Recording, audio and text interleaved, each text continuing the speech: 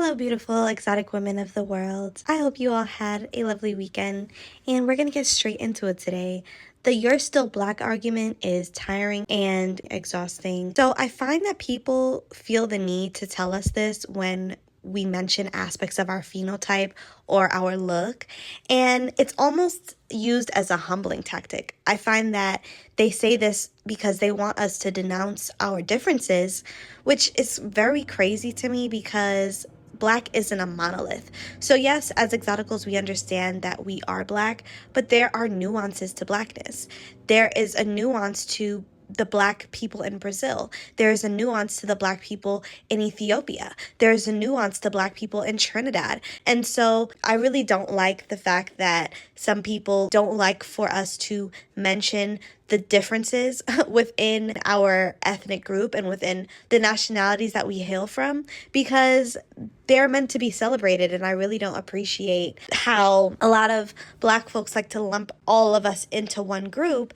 And then when we speak about our admixtures, when we speak about the different cultures that we come from, it's like, oh, well, don't get it mixed up, you're still black. Huh?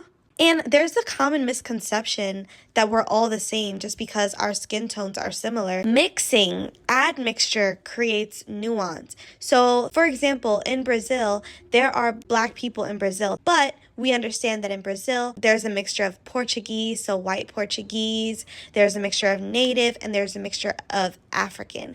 So if Brazilian people want to call themselves mixed, even if they share the same skin tone as an unambiguous black person who was born and raised in America, how are they wrong for that? How is that dividing? How is that being colorist, being featurist? I don't get it. I think people are allowed to call out their admixtures. People are allowed to call out the mix within their genetics.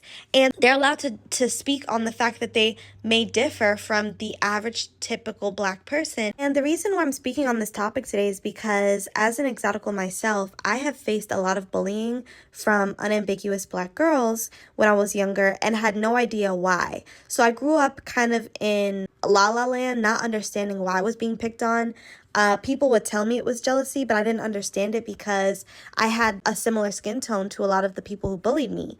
It wasn't until I got a little older and I realized that my features and my hair, as well as my red undertone, a lot of different things about me set me apart from those people who were picking on me. And looking back, these girls really had no reason to hate on me. So I can confirm that it was envy and that it was because of my looks. And I remembered when I was working at a luxury salon, one of my middle school bullies started going to the salon that I was working at and that I religiously went to. So to give you guys context, I had been going to this salon since I was maybe 14, 15. And my middle school bully, of course, kept up with me. She added me on Facebook after the fact and, tried to play like everything was cordial and cool and everything. But I noticed that she would try and do some of the same things I was doing. I noticed she picked up a lot of the same hobbies that I had. And she coincidentally, of course, started going to the same salon that I was going to. And to put the cherry on the cake, she started going to the same stylist that I was going to for years prior.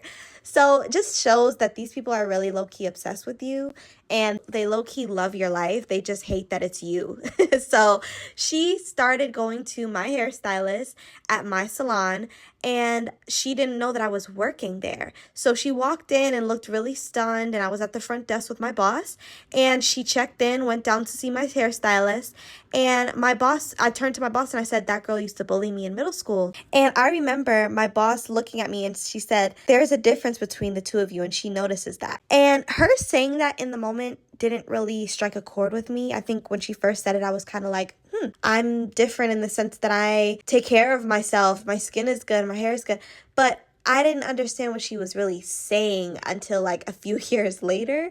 And it clicked for me that she was basically letting me know that, hey, you have a different look than her. Your phenotype, your features, your hair, everything is different from this young lady, and that is why she doesn't like you.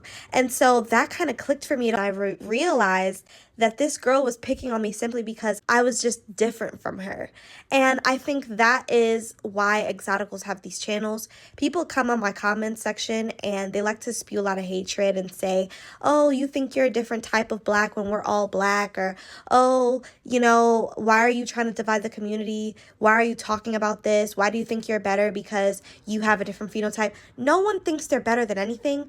We are simply, let me not say we, I am simply talking about this because I am trying to bring light to the fact that there are a lot of women who have hated on me my entire life, who have made my life hell because they were threatened by my appearance, because they were jealous of my look. The reason why I have this channel and I'm speaking on these things is because I want to open everyone's eyes to the injustices that beautiful women face because other people are threatened by our unique look. It isn't fair that we have to suffer because someone else doesn't like that we have a unique look to us.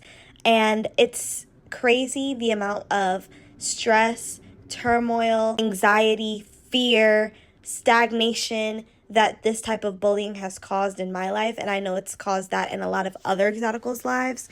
So that is why I'm talking about these things. People like to come in my comments and act stupid and try to question why we're having this conversation, and oh, you're calling yourself exotic, that's conceited, that's stupid, that's weird. And it's like, no, what's weird is you hating somebody for no reason other than your own self-hatred. What's weird is you disliking somebody and going out of your body and going out of your way to bully them and harass them and bother them because you are simply envious of how someone looks. That's weird. That's strange in my opinion. So I'm going to continue having this conversation, and I really don't care how anyone feels about it because you don't have to be here, period. You don't have to be on this channel. You don't have to listen to what I'm talking about, but you're here for a reason because you know part of what I'm saying, if not all, is true, and it's actually striking a chord within you, and that's why you're sick. That's why you're bothered. And this whole phenomenon just reminds me of a time when I was with my older cousins who are on my dad's side of the family. We were all talking. This was when I was maybe like 12 or 13. And I remember we were all talking just about like the foods we eat and like the things that we're into.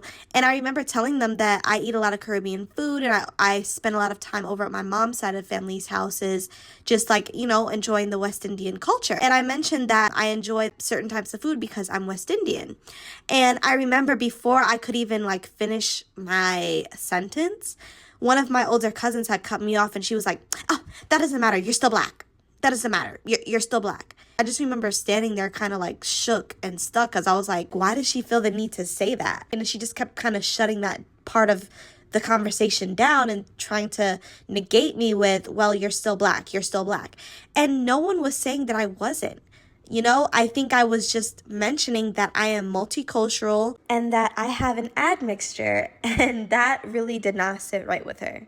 And so I was just really stunned and taken aback by how offended she was. And I think she just didn't like the fact that I was acknowledging that side of me and differentiating myself from her. And I was just like, girl, why does that bother you? After years had passed and I look back at that situation, I realized that that's just who she is. She's just a very combative person.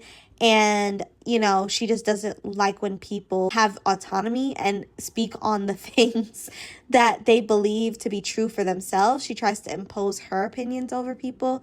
So, you gotta love people from a distance. But I never forgot that. And that just kind of reminded me of this whole situation where people try to lump you in and say, oh, well, you're still black. And it's like, I never denied my blackness. I'm simply acknowledging that I have nuance and I have layers to my blackness.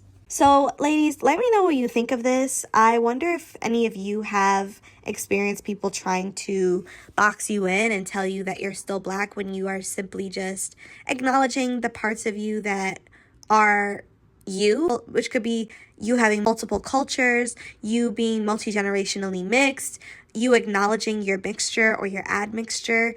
Let me know what your thoughts are and if you've ever experienced that. You can also send your stories to my email, theexoticbrownskin@gmail.com. Have a lovely day, ladies.